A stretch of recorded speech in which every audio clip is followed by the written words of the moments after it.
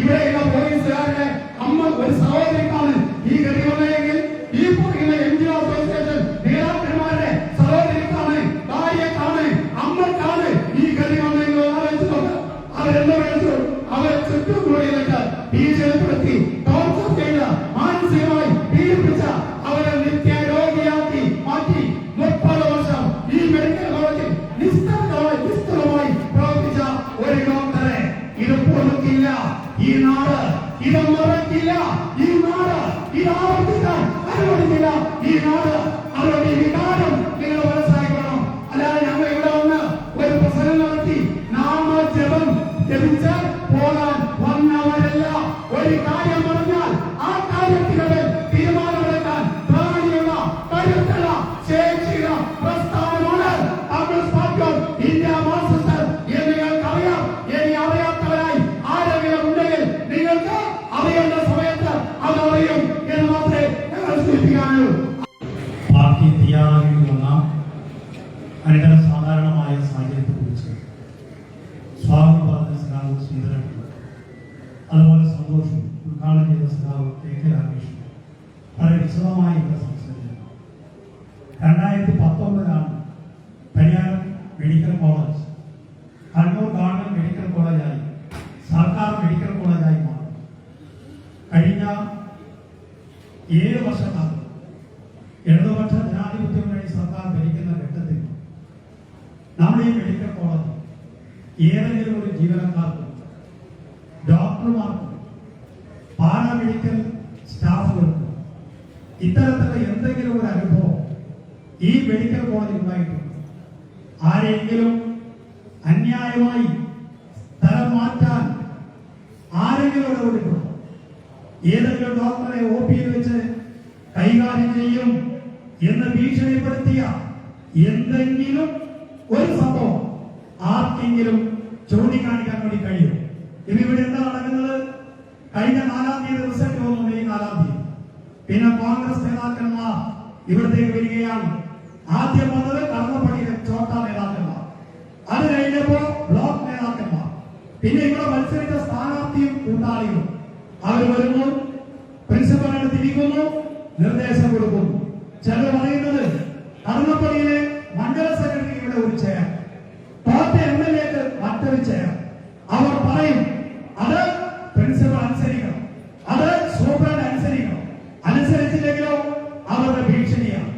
ഒരു കാര്യം പറയാം, ഭരണേ മാറിയിട്ടുള്ളൂ, ഭരണഘടന മാറിയിട്ടില്ല എന്ന കാര്യം നിങ്ങൾ മനസ്സിലാക്കിയാൽ നിങ്ങൾക്ക് നന്ദി എന്ന് മാത്രമേ ഞങ്ങൾക്ക് സൂചിപ്പിക്കാനുള്ളൂ.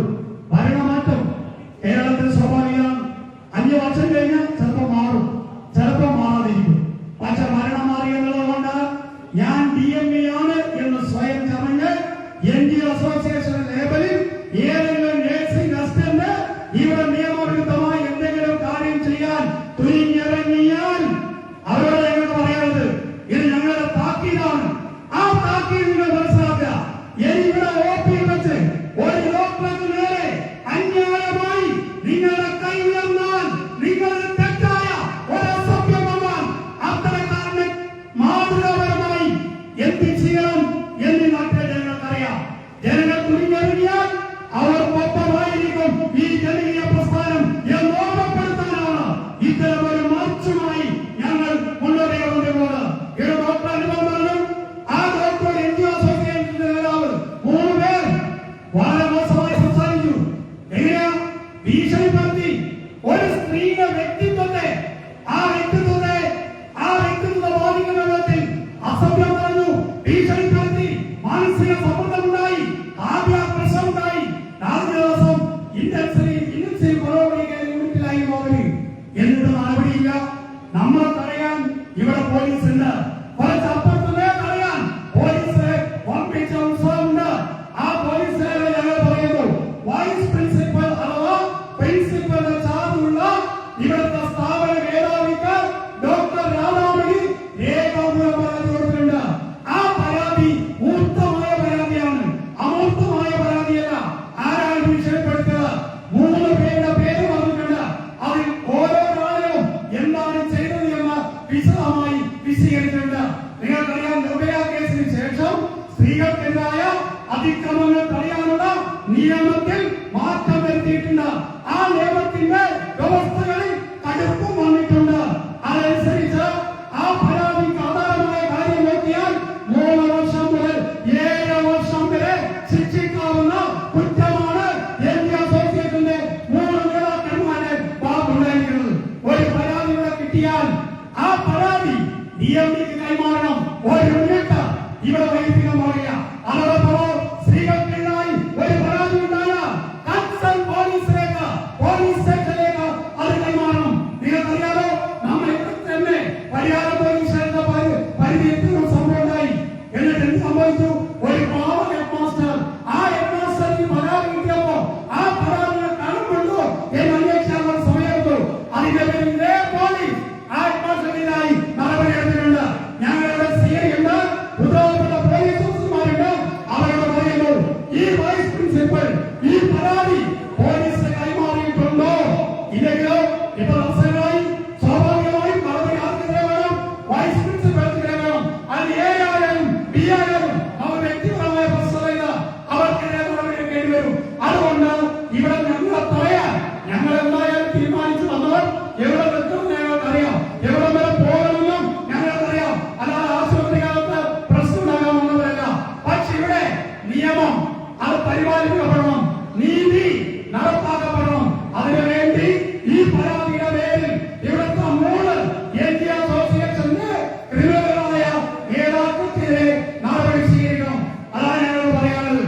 നടപടി സ്വീകരിക്കുന്നില്ല എന്ന് കരുതിക്കോ എന്താ സംഭവിക്കാവുന്നത്? നാട്ടിലിപ്പോ പിരിച്ചുവിടലാണ്. 2019 മെഡിക്കൽ കോളേജ് ഏറ്റെടുക്കുമ്പോൾ ഈ മെഡിക്കൽ കോളേജിൽ സ്ഥിരമായവരും കോൺട്രാക്ട് ബേസിൽ ജോലി ചെയ്യുന്നവരും അവരെ സംരക്ഷിക്കും എന്നതാണ് അന്നത്തെ ഗവൺമെന്റിന്റെ ഉറപ്പ്. ആ നിയമം നിയമസഭയിൽ പാസാക്കുമ്പോൾ ജനപ്രതിനിധിയായിരുന്നു ഞാൻ.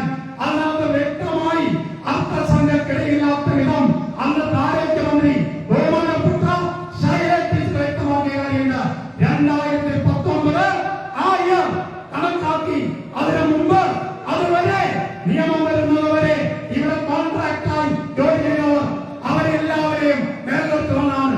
എന്നിട്ട് ചില പറയാ വേണം എന്ത് ചെയ്യുന്നറിയോ? ഞങ്ങളെ യൂണിയനിൽ ചേർന്നോ എന്നാലോ സംരക്ഷിക്കാം. അത്രയൊന്നും കേരളം മോശമായിട്ടില്ല. അങ്ങനെ ആരെങ്കിലും നിർബന്ധിച്ച് യൂണിയൻ മാറ്റി കുറച്ചാളെ നിർത്താം, കുറച്ചാളെ ഒഴിവാക്കാം എന്നാണ് നിങ്ങൾ ധരിക്കുന്നെങ്കിൽ ഞങ്ങളൊരു മരമുണ്ട്. അത് ഈ മരമായിരിക്കില്ല, അതൊരു മരമായിരിക്കും. അത് തടയാൻ നിങ്ങൾക്കറിയില്ല. ആ ഓർഡർ തിരുത്തിയിട്ട് ഞങ്ങൾ പോകും. അപ്പൊ അതിനെ പണിയുണ്ടാക്കരുത്.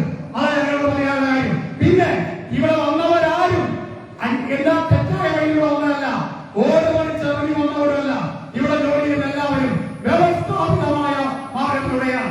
ഒന്നുകിൽ കുടുംബശ്രീയുടെ പ്രോത്സാഹനം, അവരുടെ സ്വഭാവത്തിൽ ഇവിടെ വന്നിട്ട് NGO അസോസിയേഷൻ നേതാവ്, അല്ലെങ്കിൽ ഇവിടെ മത്സരിച്ച് തോറ്റ ഈ സ്ഥാനാർത്ഥി ആരോട് പറയാ അവരെ ഇപ്പൊ മാറ്റിക്കൊള്ളും. അതൊന്നും സമ്മതിക്കാൻ പോകുന്നില്ല. ഇവിടെ ഒരാളെ ന്യായമായി ജോലി ചെയ്യുന്ന നിയമാനുസൃതമായ വഴിയിലൂടെ ഇവിടെ ജോലി ചെയ്യുന്ന ആരെങ്കിലും നിങ്ങൾ ഒഴിവാക്കിയില്ലെങ്കിൽ ഞങ്ങൾ പറഞ്ഞേക്കാം, ഇതൊരു വെല്ലുവിളിയാണ്.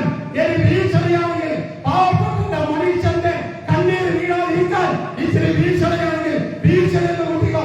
ഒരാളെ ഒഴിവാക്കിയില്ലെങ്കിൽ വൈസ് പ്രിൻസിപ്പൽ നിങ്ങളാ പറയുന്നത്, ഒരാളെ ഒഴിവാക്കിയില്ലെങ്കിൽ അപ്പൊ കാണാം അതിന് വലിയ കഴിവരും. ഈ മെഡിക്കൽ കോളേജ് ഞങ്ങൾ ഉപയോഗിക്കും. നിങ്ങൾ ഒന്നും ചെയ്യാൻ പറ്റില്ല. അവരോട് അതിലേക്കൊന്നും പോണ്ട. അതൊന്നും മോശമാണ്. വിനാശകാലേ വിവിധ ബുദ്ധി അതിനെ മനസ്സിലാക്കണം. അതുകൊണ്ട് എന്താ പറയാ, മണ്ഡലമായാലും ലോകമായാലും മനസ്സിലാക്കാം. ഇവിടെ അവകാശമൊന്നുമില്ല. ഇവിടെ മെഡിക്കൽ കോളേജ് ആരുടെ കീഴില? DMDയുടെ കീഴില. DMDയുടെ മോളായ ഹെൽത്ത് സെക്രട്ടറി, അതിന്റെ മോളായ മന്ത്രി, അതിനിടയിൽ തോറ്റ സ്ഥാനത്തില്ലല്ലോ, ഇല്ല. കാരണം മണ്ഡലം പറ്റുകയില്ല. അതുകൊണ്ട് ഏത് പണിയായാലും ശരി, പണ്ടൊരു പണി KPC പ്രസിഡന്റായി ആരായാലും ശരി, ഞങ്ങൾ പറയാം, നിങ്ങൾ ഇവിടെ വന്നിരുന്നാൽ പിന്നെ ഞങ്ങളെല്ലാം വരും. ഞങ്ങളെല്ലാം വന്നിരുന്ന എന്താ സംഭവിക്കുക? ഞങ്ങൾ തീരുമാനിച്ചാൽ ഈ മെഡിക്കൽ കോളേജ് നിലനിൽക്കണം. ഒരു സൂപ്പർ സ്പെഷ്യാലിറ്റിയായി നമ്മുടെ നാട്ടിലെ ഏറ്റവും സാധാരണക്കാരനായ മനുഷ്യന് ഏറ്റവും മികച്ച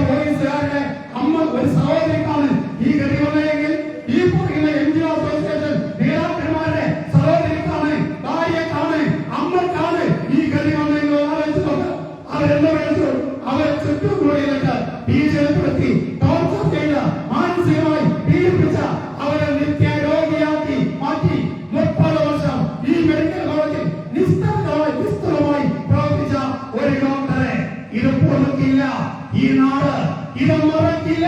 ഈ നാട് ഇത് ആവർത്തിക്കാൻ അനുവദിക്കില്ല. ഈ നാട് അവരുടെ വികാരം നിങ്ങൾ മനസ്സിലാക്കണം. അല്ലാതെ ഞങ്ങൾ ഇവിടെ വന്ന് ഒരു പ്രസംഗം നടത്തി നാമജപം ജപിച്ച് പോകാൻ വന്നവരല്ല. ഒരു കാര്യം പറഞ്ഞാൽ ആ കാര്യത്തിലൂടെ തീരുമാനമെടുക്കാൻ പ്രാണിയുള്ള കരുത്തുള്ള ശേഷിയുള്ള പ്രസ്ഥാനമാണ് communist party of India Marxist എന്ന് നിങ്ങൾക്കറിയാം. ഇനി അറിയാത്തവരായി ആരെങ്കിലും ഉണ്ടെങ്കിൽ നിങ്ങൾക്ക് അറിയേണ്ട സമയത്ത് അത് അറിയും എന്ന് മാത്രമേ ഞങ്ങൾ സൂചിപ്പിക്കാനുള്ളൂ. അതുകൊണ്ട് ഇവിടെ നിർത്തണം. ഒന്നാമത്തെ കാര്യം ആദ്യമുള്ളത് അടിയന്തര നടപടി. യാഥാർത്ഥ്യത്തെ മാനസികമായി ശാരീരികമായി അസഭ്യം പറഞ്ഞ് പീഡിപ്പിച്ച് ഭീഷണിപ്പെടുത്തി കാർഡിയാപേക്ഷനാക്കി മാറ്റിയ ഈ 3 ക്രിമിനലുകളെ എത്രയും വേഗം അറസ്റ്റ് ചെയ്യാൻ പോലീസുകാർ പോകണം. അവരെ അറസ്റ്റ് ചെയ്യാതെ എലിയുടെ വിലസിൽ നടക്കാനാണ് പാവെങ്കിൽ ആരെങ്കിലും വന്ന് അവരെ കുത്തിരെ പിടിച്ച അതിന്റെ പേര് ഞങ്ങളെ ചിന്തിക്കാൻ വേണ്ട കേട്ടോ. ഇവിടെ നല്ല എന്താ പറയാ സിനിമകളിൽ വ്യക്തമെന്ന പ്രതികരണ ശേഷിയില്ല ഒരുപാട് പേരുള്ള നാടാണ് ഈ നാടെന്ന് നിങ്ങൾ മനസ്സിലാക്കണം. അതുകൊണ്ട് പോലീസ് ഞങ്ങൾ അന്ത്യശാസ്ത്രം നൽകുകയാണ്. ഇതൊരു വാണിയാണ്.